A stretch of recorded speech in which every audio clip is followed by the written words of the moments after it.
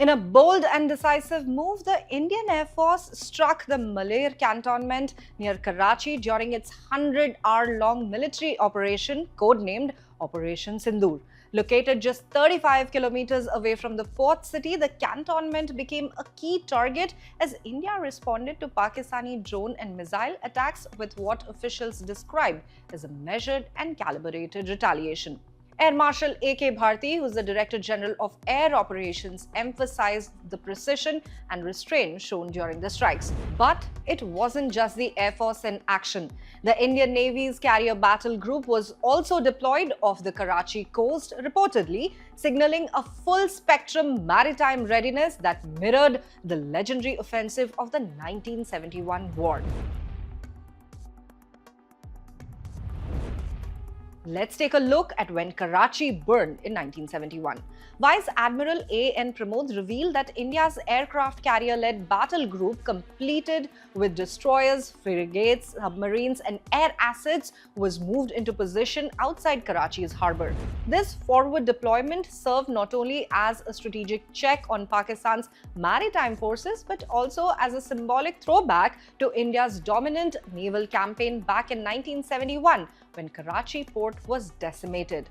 The current deployment and strike brought back vivid memories of the 1971 Indo-Pak War when General Sam Manekshaw famously predicted the 4th of December start to hostilities, a day after Pakistan launched airstrikes on 9 Indian airfields. The war saw the Indian Navy emerge as a dominant force, blocking supply routes and isolating Pakistani forces in the east.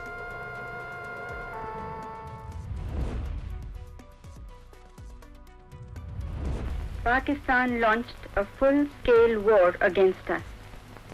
The Pakistan Air Force suddenly struck at our airfields in Amritsar, Pathankot, Srinagar, Avantipur, Uttarlai, Jodhpur, Ambala and Agra. Their ground forces are shelling our defense positions in Sulemanki, Khemkaran, Poonch and other sectors. Way back in 1971, after Pakistan's air raids, India launched Operation Trident under the command of Vice Admiral S.N. Kohli. The Western Naval Command dispatched its now legendary Killer Squadron, which was part of the 25th Missile Boat Squadron, consisting of Petya-class ships and missile boats like INS Nirghat, Nipat and Veer. Armed with Russian Styx surface-to-surface missiles, they were tasked with attacking Karachi port. On the 4th of December in 1971, INS Nirghat sank PNS Caliber, INS Nipat destroyed MV Venus Challenger and INS Veer eliminated PNS Muhafiz. Later, Nipat fired on the Kemari oil refinery, setting it ablaze.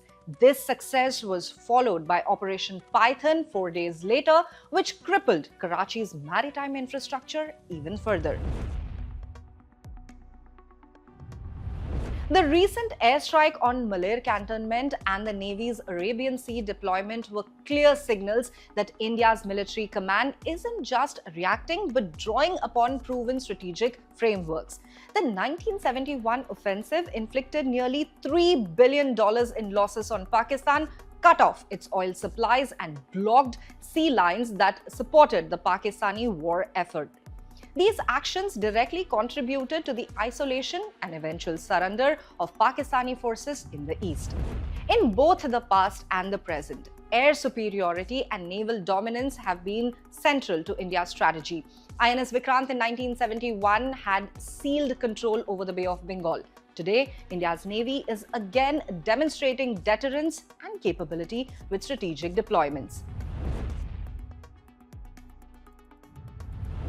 India celebrates the 4th of December as Navy Day to honor the daring 1971 operations, particularly Operation Trident. Officers like Commander Babruban Yadav, who led the Killer Squadron and received the Mahavir Chakra, continue to inspire the armed forces. The use of anti-ship missiles, once unprecedented in the region, is now standard practice in India's naval playbook.